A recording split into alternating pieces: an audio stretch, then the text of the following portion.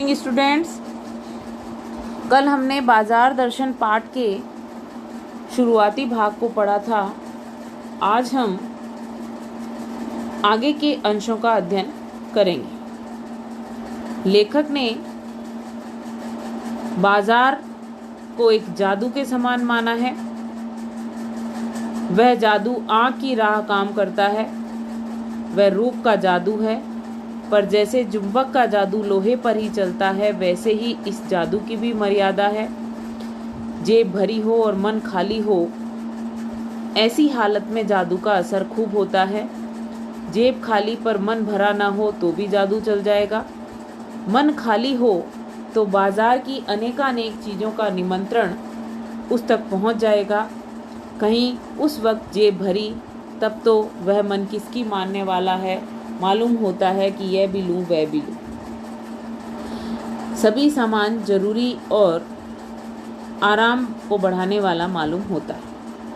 लेखक ने यह स्पष्ट किया कि बाजार में एक जादू है, सम्मोहन है, आकर्षण है, और ये आकर्षण आँखों के द्वारा काम करता है, क्योंकि आँखें सुंदर वस्तुओं की तरफ आकर्षित होती हैं। लेकिन लेखक ने स्पष्ट किया कि जिस प्रकार चुंबक का जादू लोहे पर चलता है, लोहे की तरफ चुंबक आकर्षित होती है, उसी प्रकार बाजार के जादू की भी एक मर्यादा है, एक सीमा है। और लेखक ने स्पष्ट किया कि यदि हमारी जेब भरी होती है लेकिन मन खाली होता है, तब बाजार के जादू का प्रभाव ज़्यादा होता है। जेब खाली है और मन खाली है, तब भी जादू चल जाता है, क्योंकि हम उधार भी वस्तुओं को खरीद सकते हैं।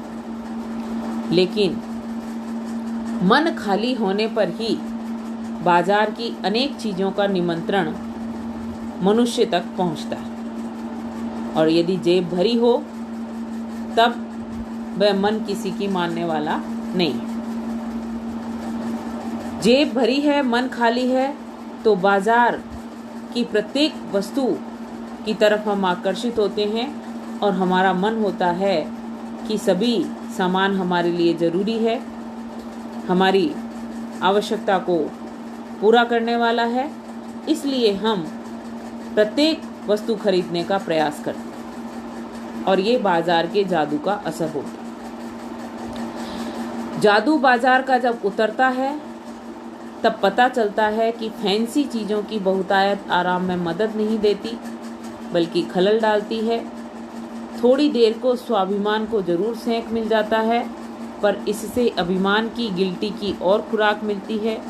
जकड़ रेशमी डोरी की हो तो रेशम के स्पर्श के मुलायम के कारण क्या वह कम जकड़ होगी। लेखक का मानना है कि जब जादू उतरता है, बाजार के प्रभाव कम होता है, तब हमें लगता है कि जितनी भी फैंसी चीज़ें, सजावटी चीज़ें हमने खरीदी हैं, वो हमें आराम नहीं पहुंचा रही हैं, बल्कि हमारी आराम में खलल यानी बाधा डाल रही हैं, क्योंकि उन सामानों को व्यवस्थित रखने का, उनको साफ सुथरा रखने का एक अतिरिक्त कार्य भी हमारे जीवन में जुड़ जाता है।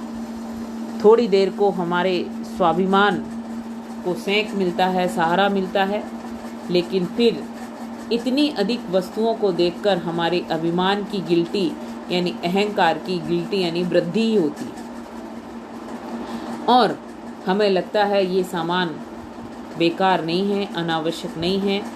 लेखक का मानना है कि जकड़ रेशम की डोरी की भी हो, तब भी वह बंधन ही होगा। उसी प्रकार यदि हमारा मन खाली होगा, तो हम बाजार की अनावश्यक वस्तुओं की तरफ आकर्षित होंगे। अब लेखक ने बाजार के जादू से बचने का उपाय बताया। उस जादू की जकड़ से बचने का एक सीधा सा उपाय है, वह यह कि बाजार जाओ तो मन खाली ना हो। मन खाली हो तब बाजार न जाओ। कहते हैं लू में जाना हो तो पानी पीकर जाना चाहिए। पानी भीतर हो, लू का लूपन व्यर्थ हो जाता है। मन लक्ष्य में भरा हो तो बाजार भी फैला का फैला ही रह जाएगा, तब वह घाव बिल्कुल नहीं दे सकेगा, बल्कि कुछ आनंद ही देगा।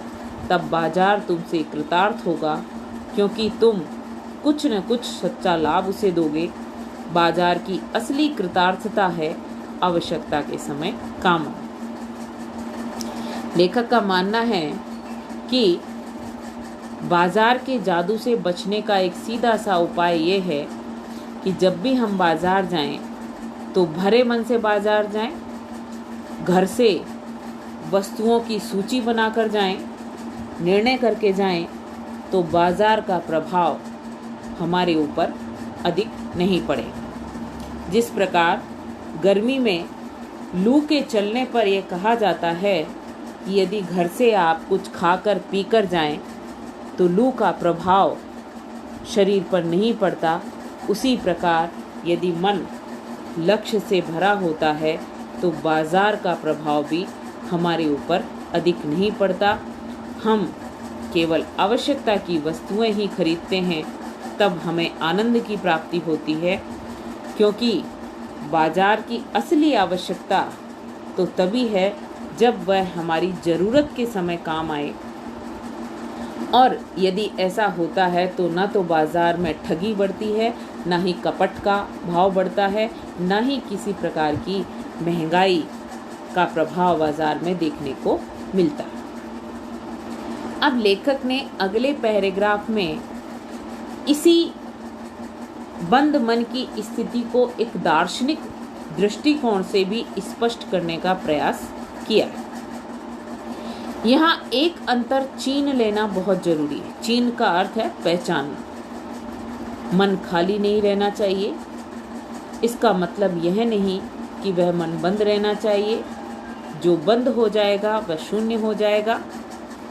शून्य होने का अधिकार परमात्मा का है, जो सनातन भाव से संपूर्ण है।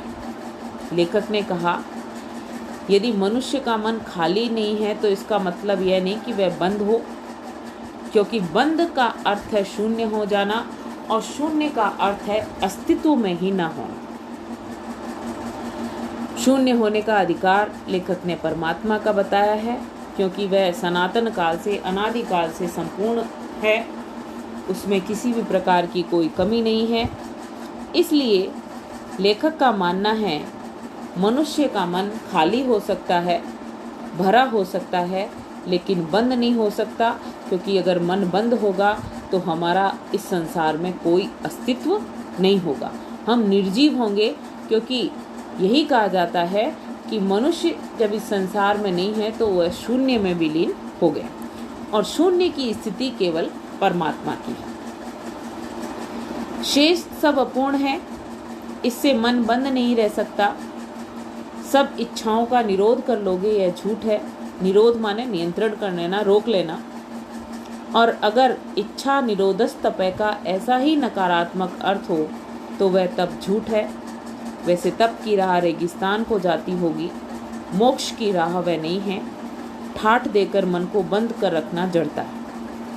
लेखक ने कहा कि यदि हम अपनी इच्छाओं को रोकेंगे, नियंत्रित करेंगे, तो यह झूठ है, क्योंकि मानव मन में अनेक कामनाएं, अनेक इच्छाएं होती हैं, और वह उन इच्छाओं को पूरा करने का प्रयास भी करता है।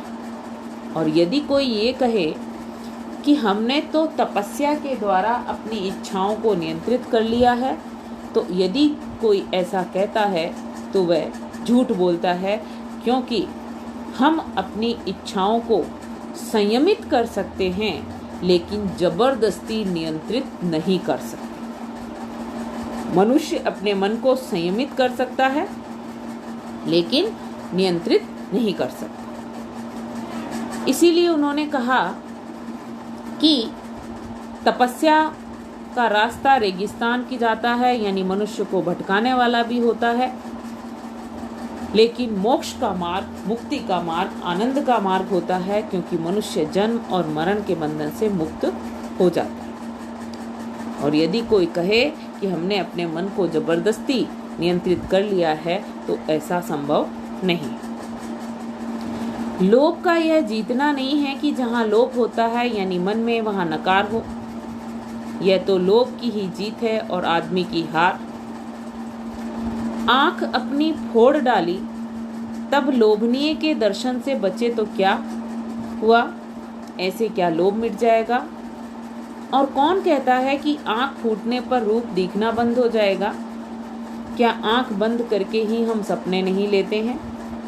और वे सपने क्या चैन भंग नहीं करते हैं? इससे मन को बंद कर डालने की कोशिश तो अच्छी नहीं।